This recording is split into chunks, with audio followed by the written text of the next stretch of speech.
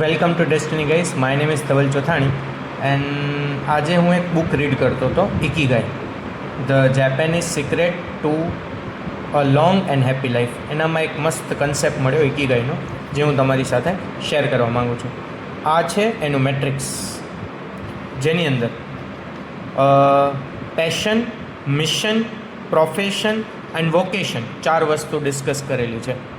જેનામાં what is according to ikigai passion means what you are good at and what you love. Intersection of this it's called the passion. મતલબ જે કોઈ કામથી તમે લવ કરો છો અને એ કામમાં તમે સારા પણ છો, એ તમારો પેશન છે. લાઈક તમે સિંગિંગ લવ કરો છો ને સિંગિંગમાં તમે સારા પણ છો, એ તમારો શું બનશે? પેશન બનશે.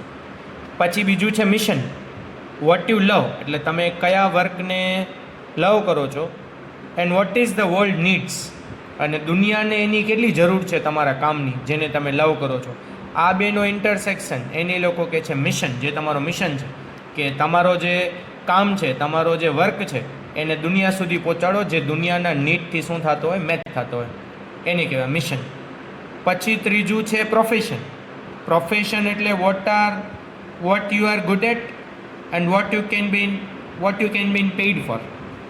તમે જે કામમાં સારા છો અને જેના માટે તમને રૂપિયા દેવા પણ લોકો રેડી છે, અથવા તમે એ કામ માટે રૂપિયા પણ મળે છે, આ બેનો ઇન્ટરસેક્શન એને કહેવાય તમારો પ્રોફેશન.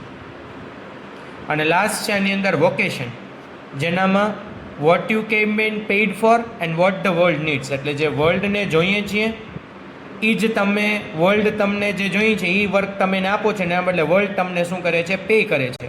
એને કહેવાય વોકેશન. જ્યારે આ ચારેનું ઇન્ટરસેક્શન થાય ત્યારે ઇકીગાઈ કહેવાય.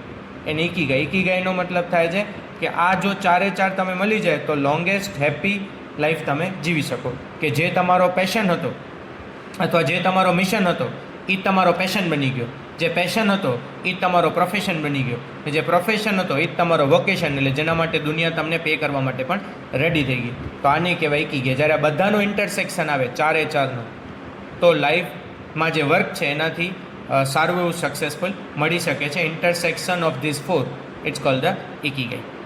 Thank you so much.